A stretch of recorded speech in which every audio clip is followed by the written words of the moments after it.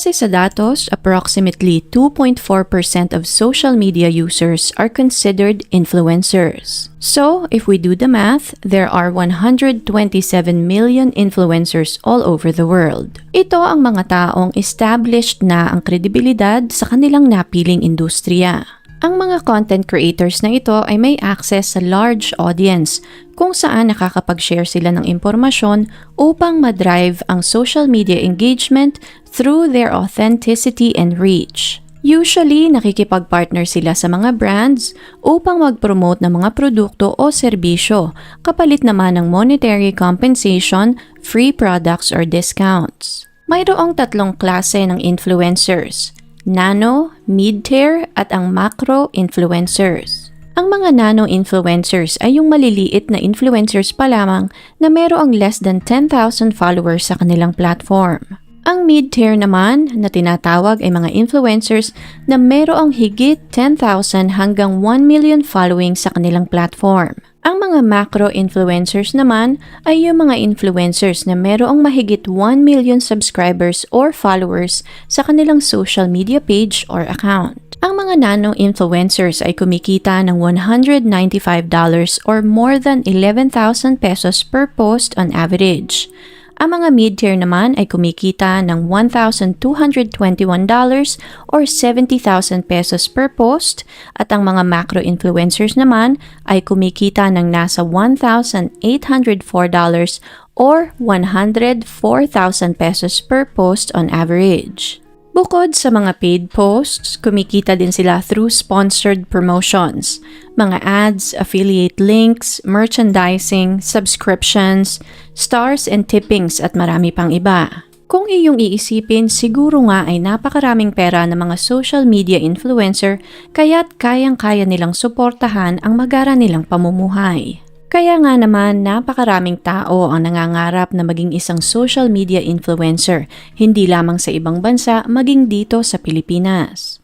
Dahil kung ikaw ay papalarin ay talaga namang hindi mo na kailangan pang magtrabaho dahil sa pagpo-post pa lamang sa social media ay kikita ka na ng pera. Ngunit sa panahon ngayon, marami na ring mga social media influencers ang magaling magpanggap sa harap ng kamera.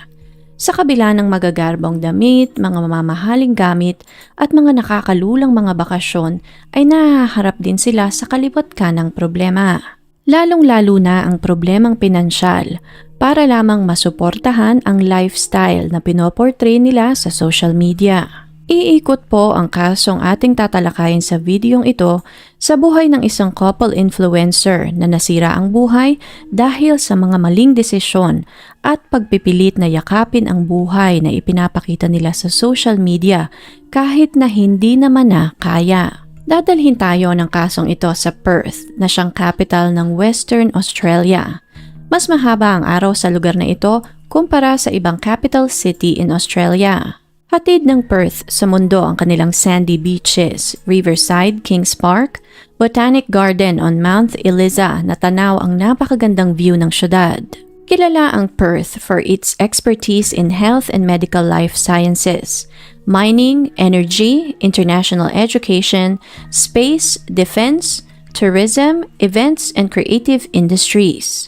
In fact, halos 400,000 Filipinos na ang naninirahan sa Australia sa kasalukuyan at almost 40,000 naman ang nakabase sa Perth. Sa lugar na ito nanirahan ang magkasintahang sina Andre Rebelo at Gracie Pescapo kasama ang kanilang anak na batang lalaki.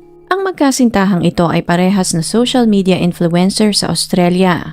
Nagkakilala ang dalawa noong 2015 nang 19 na taong gulang pa lamang si Andre. Nagtrabaho si Andre bilang isang delivery service guy sa isang supermarket habang si Gracie naman ay receptionist sa isang gym sa kanilang lugar. Sa unang pagkikita pa lamang ay nahulog na agad ang loob ni Andre sa dalaga. Bukod sa kagandahan ni Gracie, hinangaan ni Andre ang pagsusumikap ng dalaga sa buhay. Naniniwala si Gracie na balang araw ay makakamit niya ang tagumpay at mamumuhay siya sa karangyaan kasama ang kanyang mga mahal sa buhay. Napakaganda ni Gracie, maganda rin ang pangangatawan kaya't ipinost niya ang kanyang mga larawan sa Instagram at dito na nga nagsimulang lumago ang kanyang platform. At hindi nga nagkamali si Gracie dahil sa kanyang pagsisikap at consistency. Naging isang sikat na influencer si Gracie sa Australia.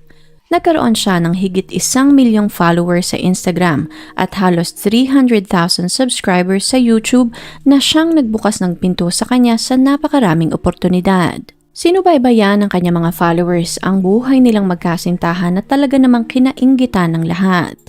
Dahil sa kanyang platform, nagkaroon sila ng pagkakataon na makapag-travel sa magagandang lugar, makapag-staycation sa mga mamahaling hotel ng libre, makapagsuot ng mamahaling mga damit at overall ay mamuhay na parang isang power couple at may sinasabing tao sa Australia.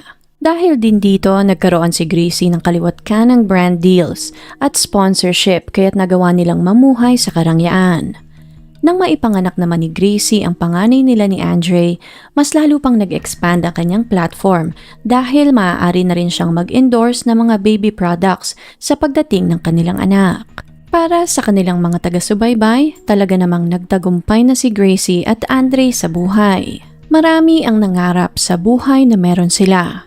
Bukod sa mga mamahaling gamit at very expensive na mga bakasyon, tumira din sila sa napakaganda at napakalaking bahay. Halos lahat ng kanilang gamit ay designer. Maging ang kanilang sasakyan ay ang pinaka-latest din na modelo. They were living the dream, ika nga. Base sa mga reports, kumikita si Gracie ng halos $170,000 per year o kulang-kulang 10 milyong piso. Nasaksihan itong lahat ni Andre kung paano nabago ng social media ang buhay ng kanyang nobya. At dahil doon, ninais niya rin na magkaroon ng sarili niyang pangalan. Kitang-kita niya kung gaano kadaming kumpanya ang kumukonta kay Gracie for endorsement and brand deals. Dahil sa dami ng mga offers, na-realize ni Andre na nahihirapan na si Gracie kaya't nagdesisyon itong tumigil na lamang sa pag-aaral ng kolehiyo upang magsilbing assistant ng nobya. Bilang assistant, sinusweldohan naman siya ni Gracie ng $20,000 buwan-buwan. At simula nga noon ay si Andre na ang nagmamanage ng mga offers at kontrata ng nobya. Siya na rin ang nagmamanage ng finances nilang magkasintahan. Para magkaroon ng sariling pangalan, unti-unting binuo ni Andre ang kanyang cryptocurrency portfolio. Nag-invest siya sa cryptocurrency at nagpanggap na isang cryptocurrency genius. Sa sarili niyang Instagram account, nagpo-post ito ng mga tips and tricks, mga market predictions, at kung paano magtatagumpay sa cryptocurrency gaming. Binuo ni Andre ang kanyang image bilang isang cryptocurrency genius at pinaniwala ang kanyang mga followers na marami na siyang tinubo sa kanyang mga investments. That he is someone who can turn the market volatility into 6-figure profits. Ngunit ang totoo sa mga financial influencers na nakikita natin sa social media, malaking chunk ng income nila ay nagmumula sa pagbebenta ng mga courses at hindi naman talaga sa crypto investing. At ito rin ang katotohanan sa journey ng crypto investment ni Andre. Sa loob ng 3 taong pag-i-invest, kumita lamang si Andre ng $22, taliwa sa ina-announce niya sa social media na milyones. Lahat ng ito ay sinubaybayan ng ina ni Andre na si Colleen. Nag-alala siya sa anak dahil alam niyang hindi sustainable ang lifestyle ng magkasintahan. Ganoon naman talaga ang buhay ng mga influencer. May mga pagkakataon na madaming mga offers at may mga pagkakataon din naman na wala. Nais niya sanang magkaroon ng stable na trabaho ang anak nang sa ganon ay maging handa silang mag-anak sa kinabukasan. Alam na alam ni Colleen ang journey na iyon dahil mag-isa niyang itinaguyod ang kanyang 4 na anak. Si Colleen ay larawan ng isang perpektong ina. Matapos ang magulong diborsyo sa kanyang asawa, mag-isa niyang itinaguyod ang 4 niyang anak, sina Julian, Monique, Andre at ang bunsong si Fabian. Pinagsabay-sabay niya ang kanyang mga trabaho nang sa ganon ay mabigyan niya ng magandang kinabukasan ang kanyang mga anak. Sa kabila ng lahat ng sakripisyo, hindi niya nakalimutan ang kanyang sarili. Nagtrabaho din siya ng panggabi sa isang coffee shop nang sa ganon ay matustusan naman niya ang kanyang master's degree. Nagpursige sa buhay si Colleen nang sa ganon ay mas maging maalwan ang pasok ng pera para sa kanilang pamilya. Dahil sa kanyang pagpupursige sa edad na 58, nasungkit ni Colleen ang magandang posisyon sa healthcare department sa Perth. Habang abala sa pagtataguyod ng pamilya, nilabanan din ni Colleen ang Hashimoto thyroiditis na isang autoimmune disease. Sa kabila ng pagkakasakit, hindi pa rin nagpatinag si Colleen.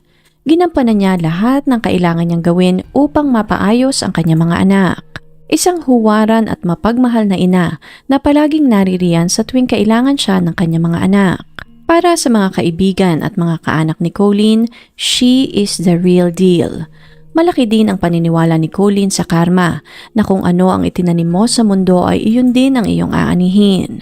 Kaya't pinilit ni Colleen na maging isang mabuting ina, tao at mamamayan.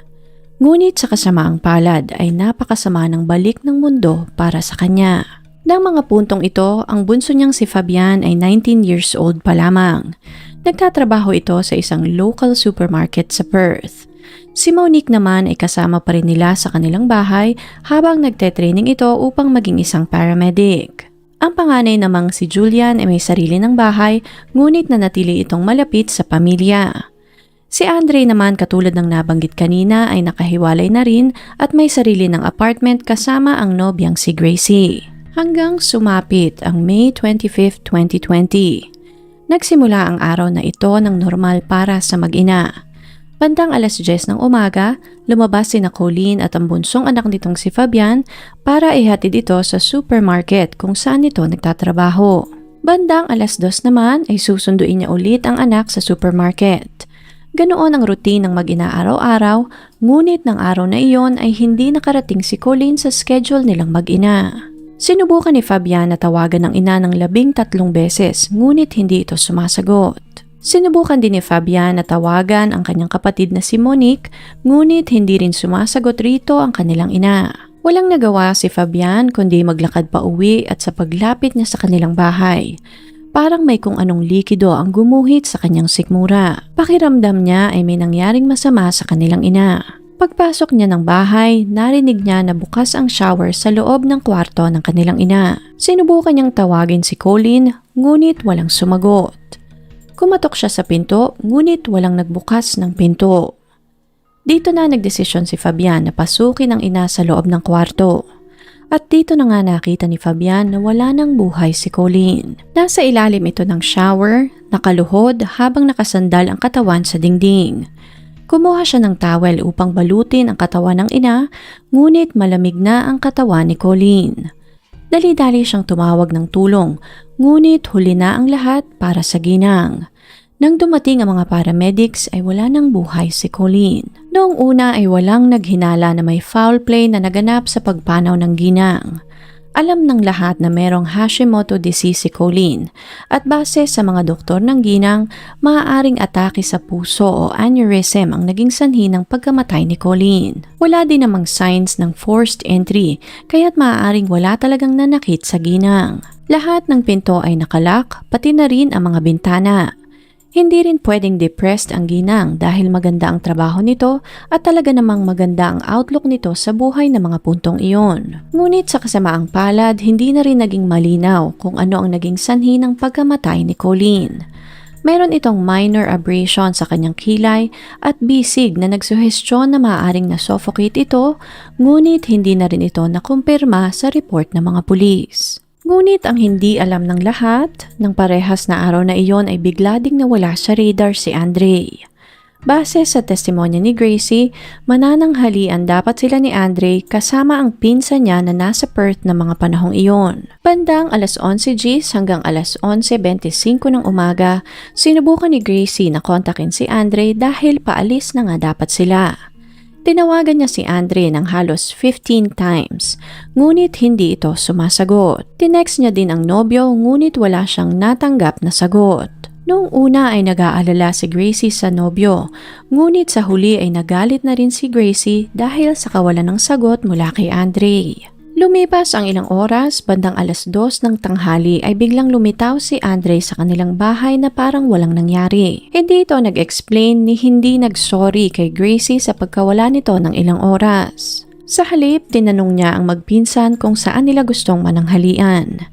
Hindi na rin naman ginawang big deal ni Gracie ang pagkawala ng nobyo dahil naroroon nga ang kanyang pinsan sa kanilang bahay. Habang papalabas ng bahay, tinext pa daw ni Andre si Colleen at nakiusap na ibibisit nito ang kanilang anak kinabukasan dahil may appointment sila.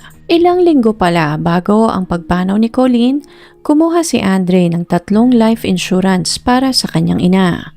In total, kapag pumanaw si Colleen, makakakuha si Andre ng $1.15 million.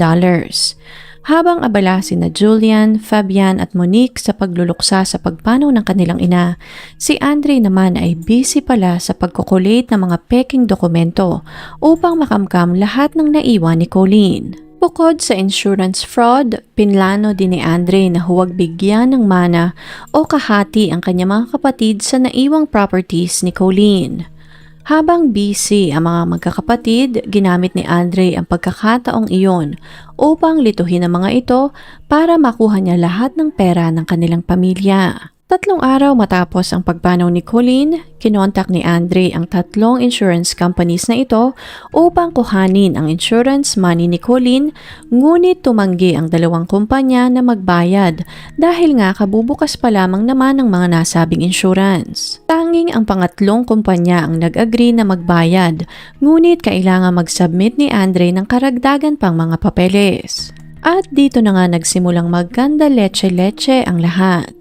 Sa unang dokumento na isinumite ni Andre, mali ang date of birth ni Colleen sa dokumento. Sa halip na birthday ng ina, inilagay ni Andre ang kanyang birthday na para bang hindi talaga nito alam kung kailan ang birthday ng kanyang ina. Nakakapag-provide naman si Andre palagi ng mga dokumentong hinihingi nila, ngunit mas lalo itong nagbigay ng red flag sa insurance company na para bang minamadali talaga ni Andre ang proseso. Dito na napagtanto ng insurance company na pinepeke ni Andre ang mga dokumentong ipinapasa nito sa kanila. Kabilang na dito ang autopsy report sa katawan ni Colleen. Base sa dokumentong ipinasa niya sa insurance company, aneurysm di umano ang ikinamatay ng ginang na hindi naman napatunayan sa report ng mga pulis. Pineke din ni Andre ang last will and testament ng kanyang ina. Sa dokumentong ipinresinta ni Andre, tanging pangalan niya ang nakasulat bilang tagapagmana sa lahat ng maiiwan ni Colleen at walang makukuha kahit na isang kusing ang kanyang mga kapatid. Nag-submit din si Andre ng isang psychiatric report na nagpapatunay na maliwanag ang pag-iisip ng kanyang ina nang isulat nito ang kanyang last will and testament. Gumamit din si Andre ng AI upang i-record ang boses ng kanyang ina. Ngunit katulad ng nabanggit kanina, napakaraming red flags ng kasong ito kaya't minabuti ng insurance company na i-report ang insidente sa mga pulis. Nang tanungin naman ng mga pulis si Andre, iginiit nito na bago mamatay ang kanyang ina ay napagkasunduan na nila ang lahat. Na siya di umano ang ginawang sole beneficiary ng kanyang ina sa insurance money, nang sa ganon ay maging patas ang hatian nilang magkakapatid. Ngunit hindi naman ito bumenta sa mga pulis. Para sa insurance company at sa mga otoridad, may kinalaman talaga si Andre sa pagkamatay ng ginang. Ngunit kailangan nila ng sapat na ebidensya upang formal na makasuhan si Andre. Nakarating naman ang balitang ito sa mga kapatid ni Andre. Kinumpirma ni Julian, Monique at Fabian na wala silang alam sa mga life insurance ng kanilang ina. Wala ding favoritism ang kanilang ina kaya't imposible ang sinasabi nitong pagpayag ni Colleen na siya lamang ang maging sole beneficiary sa mga maiiwan nito. Walang sense lahat ng sinasabi ni Andre dahil kung may isang tao na pagtitiwalaan ang kanilang ina, ay iyon ay walang iba kundi ang panganay nilang si Julian at hindi si Andre na hindi man lamang nagpursige na maghanap ng matinong trabaho upang matustusan ang pangangailangan ng kanyang mag-ina. Dahil nagkakagulo na nga ang lahat, dito na nagdesisyon si Julian na pansamantala munang bumalik sa bahay ni Colleen upang maiayos ang lahat ng naiwan ng kanyang ina. Dito na rin napagtanto ni Julian na nakuha na rin pala ni Andre ang driver's license ng kanilang ina. Nalaman din ni Julian na ni-redirect ni Andre lahat ng sulat ng kanyang ina sa bahay nila ni Gracie. Dito na mas lalong nagsuspecha ang magkakapatid kay Andre dahil wala itong rason para gawin iyon dahil doon pa rin naman nakatira sina Monique at Fabian sa bahay ng kanilang ina. Isa pang nagpatibay sa kanilang suspecha ay nang nagsinungaling si Andre nang interviewin siya ng mga pulis. na naroroon din pala si Andre sa bahay ni Colleen nang mangyari ang insidente. Wala di umanong nagtanong kay Andre kaya't hindi na niya sinabi pa ang detaling iyon sa mga pulis. Sinabi din ni Andre sa mga pulis na nasa-stress ang kanyang ina dahil malapit na itong mag-60, kaya't nagdesisyon itong kumuha ng life insurance nang sa ganon ay may maiwan ito sa kanila kung sakaling bigla itong pumanaw. Para makumpirma ang kanilang hinala, minanmanan ng mga pulis ang bawat galaw ng magkasintahan sa loob ng 3 buwan. Naglagay sila ng listening device at isang kamera sa bahay ni na Andre at Gracie. Sa mga recordings at footages na ito, napatunayan nila na walang kinalaman si Gracie sa plano ni Andre. May isang recording pa nga silang nakuha na nag-hysterical si Gracie habang kinakausap si Andre. Tinanong ni Gracie si Andre kung bakit nito nagawa ang krimen at makukulong ito kapag nahuli siya ng mga pulis. Sumagot naman si Andre at sinabing hindi iyon mangyayari dahil aalis siya ng bansa pagkakuha ng pera mula sa insurance company. At dito na nga sumambulat sa mga pulis ang katotohanan. Everything was a lie. Ang malaking bahay pala na tinitirhan ng magkasintahan ay nirerentahan lamang nila at nagbabayad sila ng $880 kada linggo. Ang sasakyan naman nila ay naka-finance din sa bangko. They are living beyond their means and spending more than they can afford. Lubog na lubog pala sila sa pagkakautang. Ng mga puntong iyon, meron silang pagkakautang na $120,000 o kulang-kulang na 7 million pesos. Ilang buwan na rin silang hindi nakakabayad ng renta sa bahay at pati car payments nila ay delayed na rin. May utang din si Gracie na taxes totaling to $40,000. Hindi rin di umano alam ni Gracie ang totoong sitwasyon ng kanilang finances dahil si Andre nga ang nagmamanage ng kanilang pera. Ang totoo ay ini-invest ni Andre ang kanilang pera sa cryptocurrency sa pag-asang kikita sila ng at least $500,000. Ngunit wala namang bumalik sa kanyang mga investment. Katulad din ng nabanggit kanina, sa 3 taong pag-i-invest sa cryptocurrency, tanging $22 lamang ang kinita ni Andre. Alam niyang lubog na sila, ngunit wala itong balak na aminin ang lahat kay Gracie. Sa halip, humanap siya ng ibang paraan upang maipagpatuloy nila ang kanilang pantasya at the same time ay mabayaran ang kanilang mga pagkakautang. Masyadong na-pressure si Andre dahil kaliwat kanan na ang natatanggap niyang paniningil mula sa kanilang mga pinagkakautangan. Kailangan niyang umaksyon ng mabilis dahil kung hindi ay malalaman ni Gracie ang lahat. Saktong-sakto ang perang makukuha niya mula sa mga insurance companies dahil equivalent iyon ng 3 years investment niya sa cryptocurrency. Sinubukan din ni Andre na i-delete ang kanyang internet searches, ngunit marami pa rin siyang nakaligtaang burahin. Ilan sa mga nakita ng mga pulis ang search na coroner's aneurysm, mga salitang document assist at inquest na siya namang nagpatibay sa kasong isinampa sa kanya ng mga pulis. Pagpatak ng November 22, sapat na ang mga nakalap nilang ebidensya upang kasuhan si Andre sa pagpaslang sa kanyang ina. Nakumpirma ng mga pulis na malapit o nasa bahay ni Colleen ang telepono ni Andre ng araw na mapaslang ito. Nakita din ng mga kapitbahay ang Range Rover ni Andre sa labas ng bahay ng kanyang ina. Naging palaisipan din sa mga pulis ang mismong lugar kung saan natagpuan si Colleen. Nakabukas ang shower at nasa ilalim noon si Colleen pero naka-makeup pa rin ito, nakabihis, suot pa rin ito lahat ng kanyang alahas at relo na hindi usual na gawain ni Colleen. Hindi ito naliligo na suot ang kanyang mga alahas. Hindi rin ito naliligo na nakatali ang buhok. Ang mga gamit ni Colleen sa paliligo ay nakasampay pa din sa lugar kung saan niya sinasampay ang kanyang mga gamit. At dito na nga dinakip ng mga pulis si Andre at kinasuhan ng pagpaslang sa kanyang ina, pati na rin kaso ng insurance fraud. Tumakbo ang trial ng halos 8 linggo. Habang nasa witness stand, inamin ni Andre na tinangka niyang kuhanin ang life insurance ng kanyang ina, ngunit paulit-ulit nitong iginiit na hindi siya ang pumaslang kay Colleen. Tumayo din si Gracie sa witness stand bilang defense witness.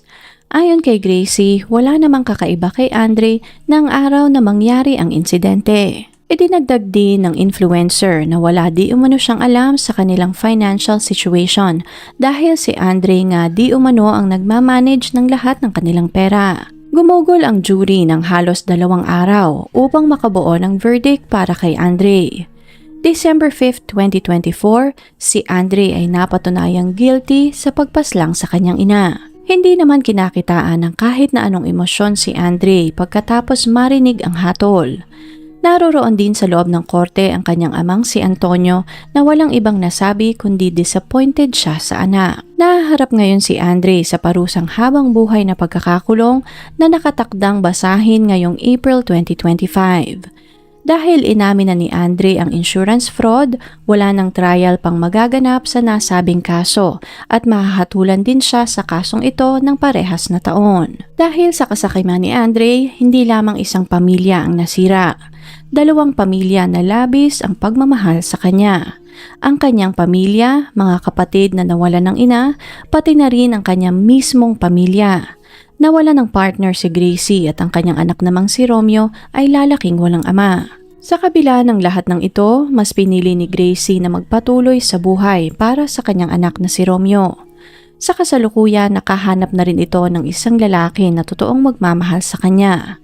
Biktima din di umano siya sa nangyaring ito at wala siyang kaalam-alam na kaya itong gawin ni Andre. Marami namang bumatikos kay Gracie dahil imposible nga naman na hindi nito alam na lubog na sila sa utang. Ngunit base sa investigasyon ng mga pulis, si Gracie ay inosente at biktima din ito sa kapalpakan at maling desisyon sa buhay ng dating nobyo. Sa pagtatapos ng kasong ito, nakakalungkot lamang isipin na para kay Colleen, ginawa niya ang lahat ng kanyang makakaya upang maging isang mabuting ina para sa kanyang mga anak. Binigyan niya ng maraming oportunidad ang kanyang mga anak nang sa ganon ay magkaroon sila ng magandang kinabukasan.